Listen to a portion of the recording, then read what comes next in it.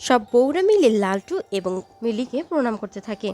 দুর্গা দেবী অহনার পরিচয় করিয়ে দিলে তারা তখন অহনাকে জিজ্ঞেস করে অহনা কিসে পড়ছে। অহনা তখন বিয়ে এক্সাম দিয়েছে বললে পিসিমা তখন বলে বিয়ে এক্সাম দিয়েছে নাকি তার বৌদিকে ধোকা দিয়েছে, মিথ্যে কথা বলে গিয়েছে। অহনা তখন তার কথার প্রতিবাদ জানায় এবং এও বলে যারা এসেছে তাদের বাড়ির বউয়ের লেখাপড়ার চাকরির কথা শুনে যেহেতু পিসিমা চাচিজি এত খুশি হয়েছে তাহলে নিশ্চয়ই এরপর অহনা করাতে চাইবে, চাকরি করতে দিবে।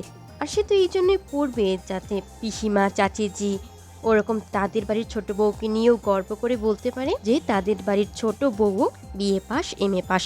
এদিকে লালটু ও মিলিকে এক পিস করে মিষ্টি দেওয়ায় তারা অবাক হয়ে তাকিয়ে থাকে কিন্তু খেয়েও নেয়। এর পরের সিনে দেখা যায় চার বউ দুর্গা দেবীর কাছে গিয়ে বলতে থাকে তারা যেতে চাইছে না ওখানে, যেহেতু দুর্গা দেবী যাবে না তারাও যাবে না। দুর্গা দেবী তখন চার বউকে বলে তাদের যা ইচ্ছা তাই তারা করতে পারে, কিন্তু চার বউ জানায় তারা যখন বাড়িতে কেউ থাকবে না তারা দুর্গা দেবীকে নিয়ে পার্টি করতে চায়, কিন্তু দুর্গা দেবী প্রথমে এসবে রাজি হয় না।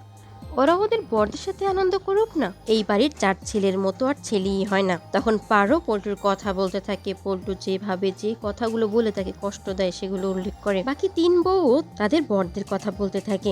বড় ছেলে গরিব হলেও মনটা একদম ধনীদের মতোই, আর টুকুন সে তো ছুটি শেষে আবার চলে যাবে। এদিকে অহনা অর্জুনের কথা বলে, সে ভীষণ ভীত, সৎ সাহস খুব কম, যা অহনার একদমই পছন্দ নয়। তার ছেলের কথা এভাবে বলায় দুর্গা দেবী কিছুটা রেগে যায়, কিন্তু অহনা জানায় এটাই। দুর্গা দেবী চার বউকে বলে ওরা যে যাবে না পরে তো দুর্গা দেবীর কথাই বলবে ঠাকুরজি আর ছোট মিলে যে দুর্গা দেবী ওদেরকে নিষেধ করেছে। চার বউ তখন বলে না এরকম কিছুই হবে না। এরপরে সিনে দেখা যায় সবাই যখন তৈরি হয়ে বের হয়েছে তখন চার বউ মিলে বেশ ভালো অ্যাক্টিং করতে থাকে। তাদের প্রচন্ড পেটে ব্যথা করছে, তারা বারবার টয়লেটে যাচ্ছে, তাদের লুজ মোশন হয়ে গেছে। তারা আগের দিনের বাসি সবজি গরম করে খেয়েছিল, ফেলে দিলে তো তারাই কথা শোনাতো, তাই তারা না ফেলে খেয়ে ফেলেছে। আগের দিন ফ্রিজে রাখতে দেরি হয়ে গিয়েছিল আর তাই মনে হয় খেয়ে এই অবস্থা হয়েছে চারজনের। চার বউ মিলে এমন অভিনয় করতে থাকে সবাই বিশ্বাস করে এবং সবাই চলে যাওয়ার পর তারা সবাই মিলে চিৎকার দিয়ে নাচতে শুরু করে। এরই মধ্যে দেখা যায় পল্টু আবার ফিরে আসে তার আই গ্লাসেস নেওয়ার জন্য।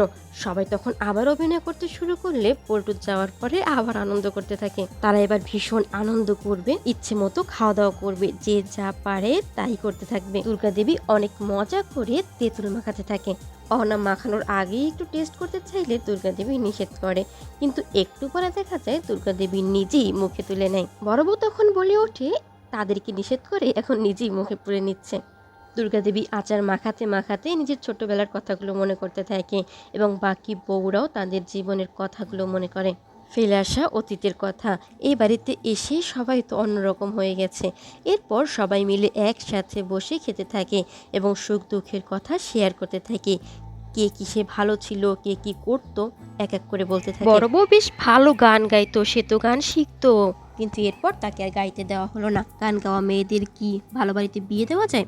টুকুনের বউ সে ভালো সাইকেল চালাতে পারতো, সে তো পুরো চ্যাম্পিয়ন ছিল, পারমিশন পেলে সে বাড়ির আঙিনাতেই সাইকেল চালাতে পারে, মিষ্টির সাইকেল তো রয়েছেই।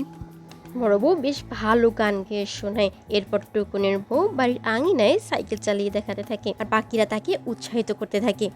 দুর্গা দেবী তো বেশ ভালো ঘুড়ি উড়াতে পারে, তাকে ঘুড়ি উড়াতে বলে, সে তো রাজিই হয় না। এরপর টুকুনের বউয়ের পিছনে সাইকেলে উঠতে বলে, কিন্তু সে এখন কিছুতেই সাইকেলটি উঠতে রাজি নয়। এই বয়সে কি কোমর ভাঙবে নাকি নাকি সবাই মিলে তাকে মারার প্ল্যান করছে, কিন্তু সবাই তাকে ভরসা যোগায় তার কিছুই হবে না, কারণ টুকুনের বউ বেশ ভালো সাইকেল চালাতে জানে। আর অমনি দুর্গা দেবী সবাই জোর করায় উঠে পড়ে। ভিডিওগুলো পেতে চ্যানেলটি সাবস্ক্রাইব করার ফোন লাইক কমেন্ট করতে ভুলবেন না। ধন্যবাদ।